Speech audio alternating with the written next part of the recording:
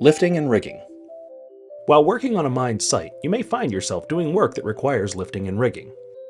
A few examples are a crane holding a heavy pod, cranes lifting a part of a crusher after doing maintenance, or a forklift carrying a pallet of product. These loads must be treated with caution. Those involved in lifting operations must be properly trained and qualified in the operation of each specific lifting device that they may operate.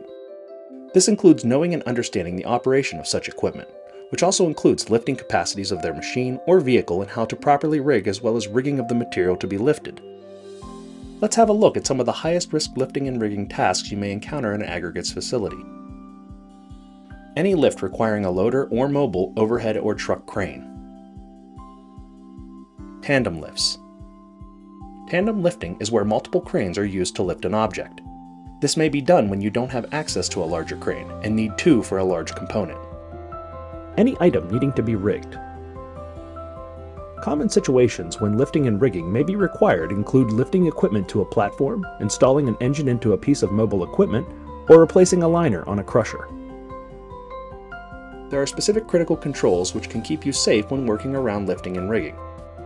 A critical control is a safeguard that is put in place to keep you safe and prevent a serious injury or fatality from occurring.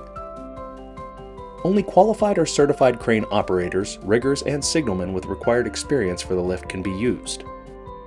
All lifting devices and cranes are inspected prior to use.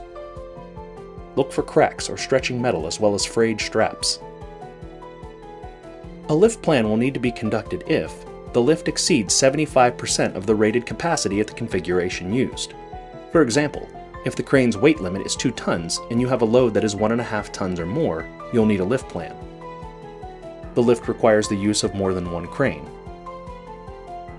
The lifting of personnel on a platform or basket presents special hazards or circumstances, such as overhead hazards or slippery road conditions which can put the personnel at a serious risk.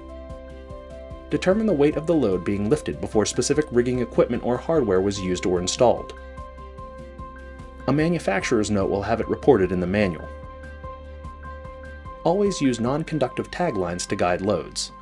Taglines include ropes or chains used to keep objects from spinning or moving. This is key to preventing electrocution. Always ensure that proper clearance is maintained when working near overhead power lines. Be sure to consider and calculate a crane or loader's full extension radius prior to beginning work. Locations where materials will be picked up or set down should be barricaded. Crane operating areas must also be barricaded and secure to keep unqualified individuals away from lifting and rigging activities.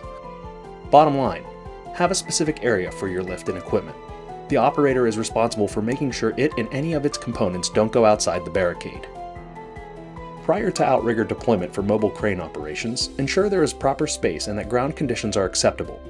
The area must be large enough and clear of overhead obstructions, have level ground, and take into consideration any hazards that may be posed by wet, slick, or icy conditions. Finally, never climb on or walk under any suspended load. Thank you for taking time to understand the high risks and critical controls for lifting and rigging.